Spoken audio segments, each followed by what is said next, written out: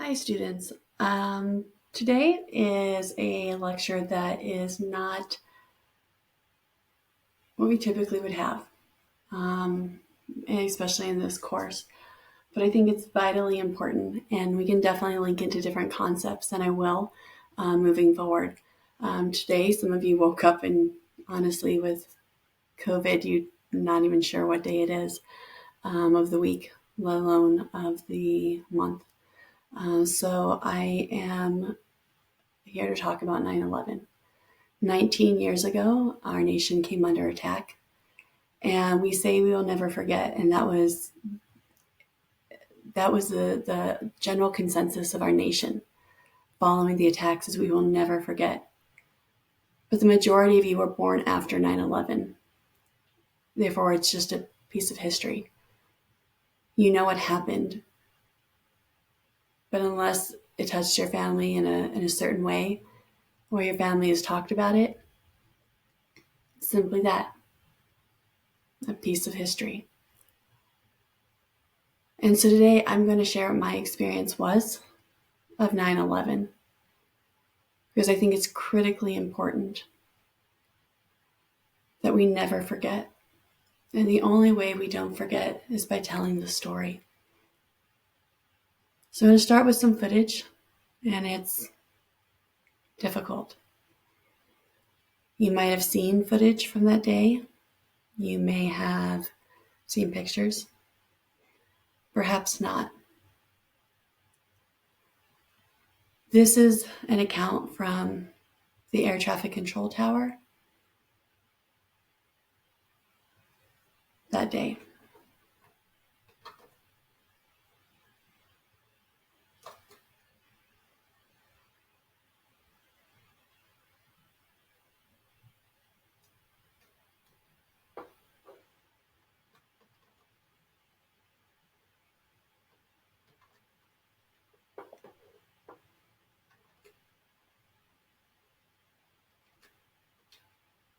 Bear with me just one moment.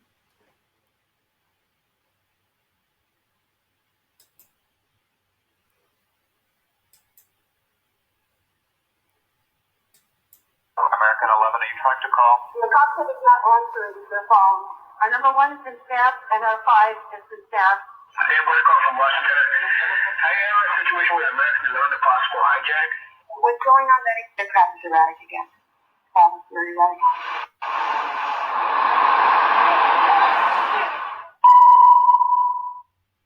Betty, talk to me. Betty, are you there? Betty? Betty? I'm playing this What? At 7:37? And what? Like the World Trade Center. Who are you talking to? Oh, God. Oh, my God. United 175, New York. We have some problems over here right now. And we might have a hijack over here, two of them. Joe, this is Ryan. We're on an airplane that's been hijacked. If things don't go well, I'm looking good. I just want you to know I absolutely love you. I want you to do good. So have a good time. Same to my parents and everybody. And I just totally love you. And I'll see you when you get there. Bye, babe.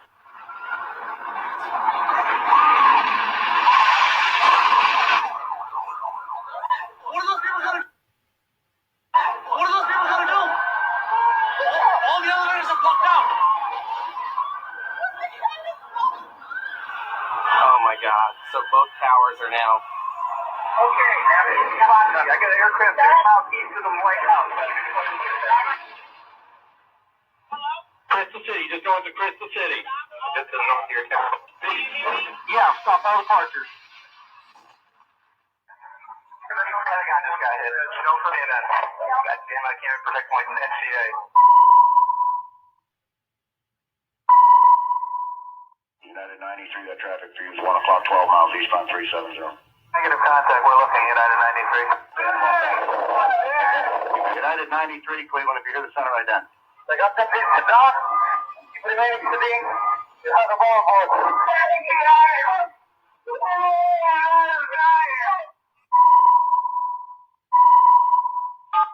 Tuesday, 9:47 a.m.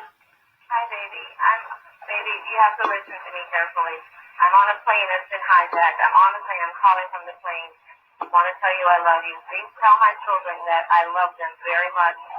And I'm so sorry, babe. I hope to be able to see your face again, baby. I love you. Bye. We're 56865. We have, I believe it is a Boeing 757. Can you see him up there, sir? That's confirmed. It looks like he's rocking his wings. Roger. He's rocking back and forth. We're 56865. I advise you stay away from that aircraft. Go north as fast as you can. United 93. Have you got information on that yet? Yeah, he's down. He's down? Yes. When did he land? He did not land. Oh, he's down? Yes, Down? somewhere up northeast of Camp David. Honestly, I just want to let you know I love you, and I'm sick of this showbiz in New York. There's lots of smoke, and we just wanted you to know that I love you always. At number 2 World Trade Center, right? Lady was stewardess in the talking. Go on here to the side when he's getting there.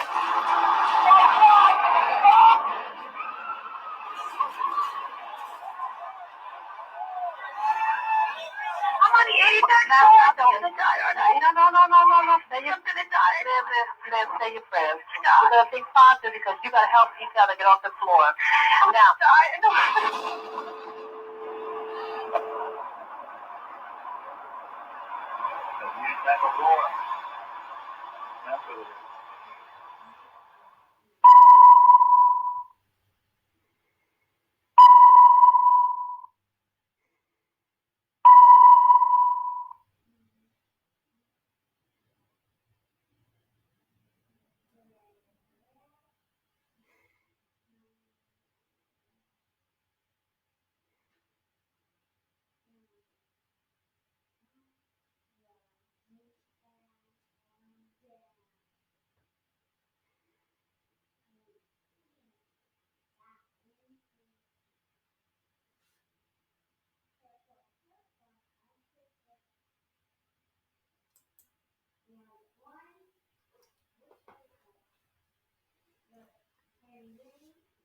The reason that I show that particular clip is one, it's not too long, but it encapsulates a lot of the human experience of that day.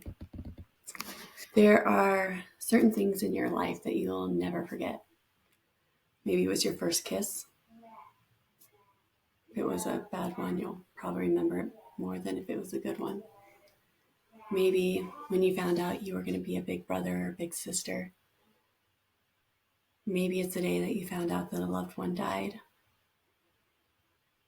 There's days that stand out with amazing clarity. We call these flashbulb memories in psychology, where you remember every detail of that day vividly. If you ask anyone my age-ish where they were 9/11, they will be able to tell you. For my mother's generation, it was where were you when JFK died? Or where were you when you found out the war was over? My mom remembers very clearly when World War II was over, because it meant that her brothers were coming home. Those are pieces of history to me. I know the stories, I've seen the emotion, but they're not part of my story. Well, 9/11, we said we would never forget. So I'm going to tell you my story. It's not yours, it's not your family's, and I encourage you to ask them and talk to them about it today. But maybe it's a story that you can relate to or remember. So in 9/11, 2001, I was a senior in college. I was attending the University of Portland. I had my first off-campus apartment, and my alarm clock went off. I had an 8 a.m. sexual ethics class with Dr. Bastin that you never missed. Like, he was that kind of professor. You never missed his class. And my alarm clock came up and it had the radio on it. And it wasn't radio, it was just talking. I got irritated, so I changed the station. It's just talking. And I changed the station, and it was just talking. And I started to feel like the radio gods were conspiring against me to only give me talk radio in the morning. And then I started listening. The first tower had been hit. I'm listening, and it just doesn't make sense. So I grabbed my flip phone and called my fiance, who's going to Embry-Riddle, up in Prescott, Arizona, Aeronautical School. And I was like, babe, this plane crashed into the tower. Now I can remember very clearly I had a yellow and white checked comforter. Some light coming in the door. I was wearing a gray hoodie and black sweatpants because my roommate and I couldn't afford heat. And his response was like, no, babe, there's no way. Like, you don't understand. I'm in this flight safety class, and the approach into LaGuardia and JFK never goes over downtown, like New York. It would never go near there. And private planes don't fly there because we have this like uptake of air because of the skyscrapers and everything. I'm like, dude, I'm listening to this now. And he's telling me it's like the War of the Worlds, like it's a fake thing. And I'm like, I'm getting increasingly annoyed with him. And so I walk out into the living room.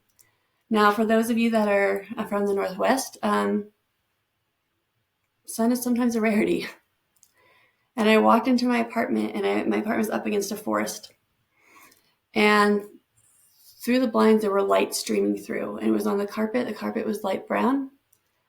I remember we had an oak table, coffee table.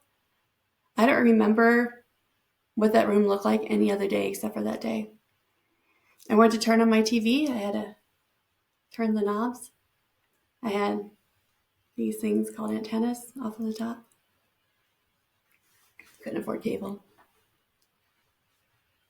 And I hit the news, and I saw that first tower down, and he's still talking. Blah, blah, blah. I was like, babe, go, turn on the TV. I'm watching it. This happened. So I hear him get out of bed.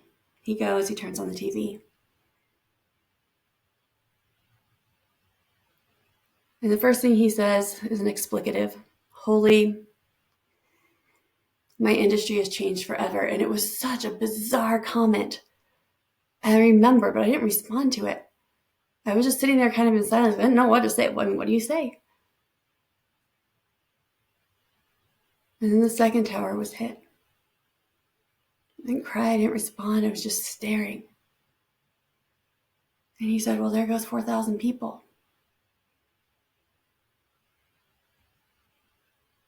You're surprisingly right a lot. I didn't say anything. I just kept watching the chaos that was unfolding. People with cameras on the ground. Talking about people fleeing, trying to go up, because the thing was you were supposed to go up the staircases to get to the top where a helicopter or support could rescue you. But the thing is no one knew that it was going to fall. So the people that were headed to the top lost their lives. The ones that were running down and cross streams, some of them made it. And the guilt they live with for the rest of their lives is immeasurable. Finally, I looked at the time. I needed to leave to go to class. Note that. I left to go to class in the midst of this. I don't remember getting in my car. I don't remember driving down Columbia Avenue, but I know that I got to Lombard. The street was usually pretty busy in the morning. Sometimes I had to wait 2 lights. And I got to the intersection, and there was no cars on the road. None. Not a one. And I remember sitting there at the red light and being like, do I really have to stop? And I'm a rule follower. Like, I stop at stop signs, like out in the middle of the country. No one's around. I just didn't want to stop. I just wanted to keep going. I didn't want to be by myself. So I went through the red light. And I drove to campus. And despite the fact I just said I was a rule follower, I had to usually park illegally because there wasn't a lot of parking, and well, I wasn't often early. But the parking lot just had a few cars in it. And no one was there, and it was so weird. But I got out and I walked in, and there's this thing called France Bread Hall. It's a business school, and as you walk in, it's 3 stories, but the lobby area is 3 stories of glass all the way up to the top. And then the floors kind of come off like this. And there's a basement. There's a coffee shop in the basement. You could always hear it really busy, and you were often a minute or so late because your coffee took so long to get. And I walked in, and there was 2 people in that lobby that was normally full of noise and people gathering. I mentioned it was sunny. Not really sunny, just hit or miss. And the light was coming into France Bread Hall, and I looked up, and sometimes when there's dust in the air, you can see the beams of light coming through as the sun hits the dust. And I could see beams of light coming in, and it was a surreal God moment. I just said a prayer. My class was in the basement, so I walked down. Lights were off. Now, we didn't have Remind then. We didn't have any way of communicating. Apparently everyone else got that when the world has become chaotic, you don't go to class, because I sat there alone for about a half hour, not knowing what to do.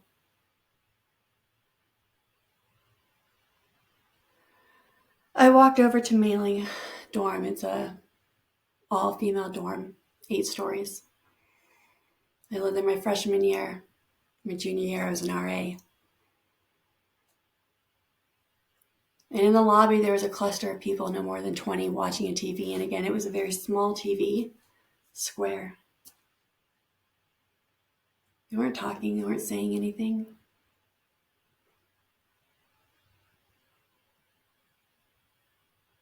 All of a sudden, out of the stairway burst Father Art. It was a Catholic university. Father Art had this shocking white hair at 30 and these intense blue eyes, and he's kind of scary. He's a small man, and he comes, and he's carrying a person, obviously, with a blanket around her. And there's 2 girls behind, and one has a large laundry basket, another one has a bag, and they run out the door. And I turned to the hall director. I was like, what was that about? Her response was her mom went down in Pennsylvania. Now, you may not know this, but following 9/11, there was no means of transportation in our nation. There were no flights, there were no buses, there was no trains. Everything shut down. You could not move within the country because we had no idea if, when, and where the next attack might be. So he threw her in her car and he drove 24 hours to Los Angeles straight so that she could be with her brother and her father to mourn the loss of her mom.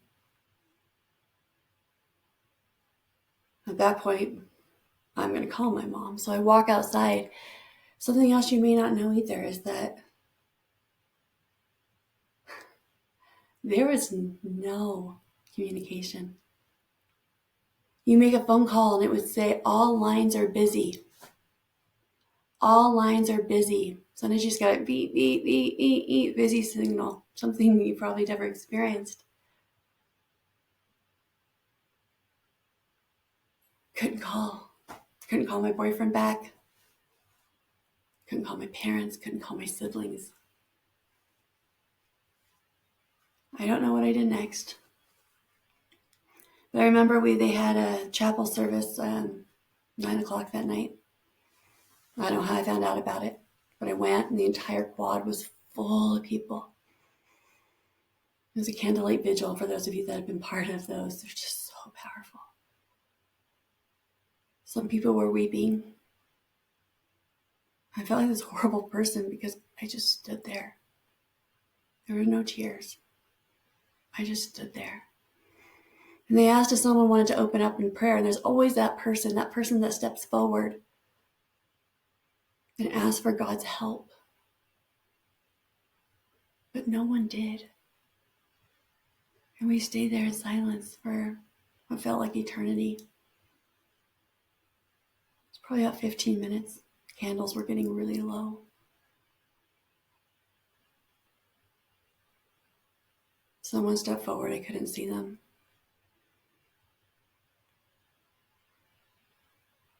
And say, start praying and don't stop praying.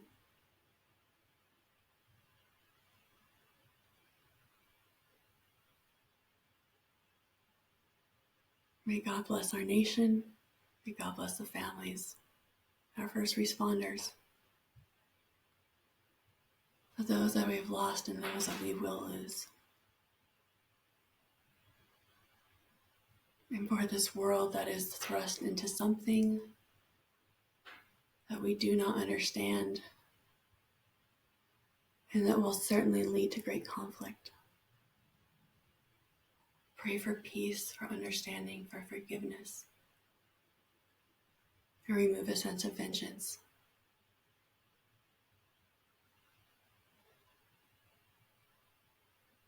I remember those words like I was hearing them today. And we walked away. I remember when I got the news that my brother was going to Afghanistan. I remember the news of one of my friends, just graduated as a nurse, was going. And her letters back saying I became a nurse to help people get better, not to try to put parts of people back together. I remember when my first friend died.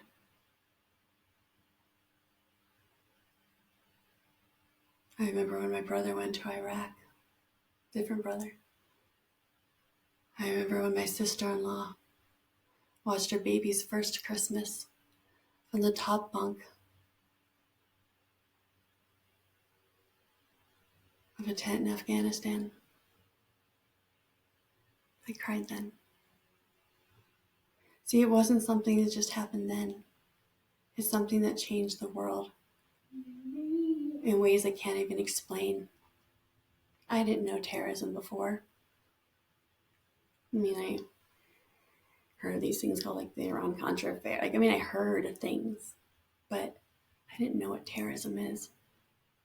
Now my daughter, who's only 5, knows the word terrorist. We never practiced for active shooters. We never went through metal detectors. We never saw someone of a different religious background on a plane and felt fear.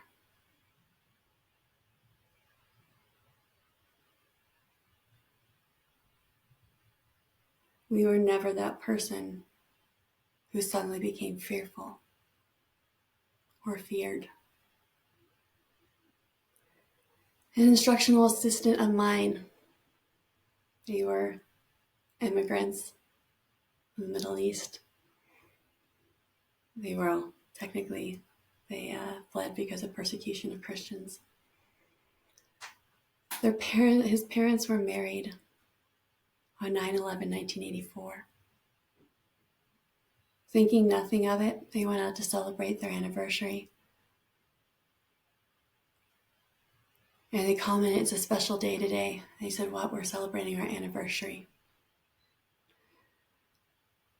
You can only guess what the response was to 2 Middle Eastern individuals celebrating an anniversary on 9/11. They no longer can celebrate it publicly because the belief is that they condone and they celebrate and they rejoice in that day. Where nothing could be further from the truth. Our world was forever changed that day. You don't remember it, but ask your family members. They do. Ask where they were. Find out the story, because we have said as a nation that we will never forget. But the only way that we will never forget is to share our stories. I hope that you never see another 9/11. This world is volatile. There's so much that's unknown. Each day, pray for peace. Ask for God's guidance for our world leaders. Ask for an end to hate, divisiveness, prejudice.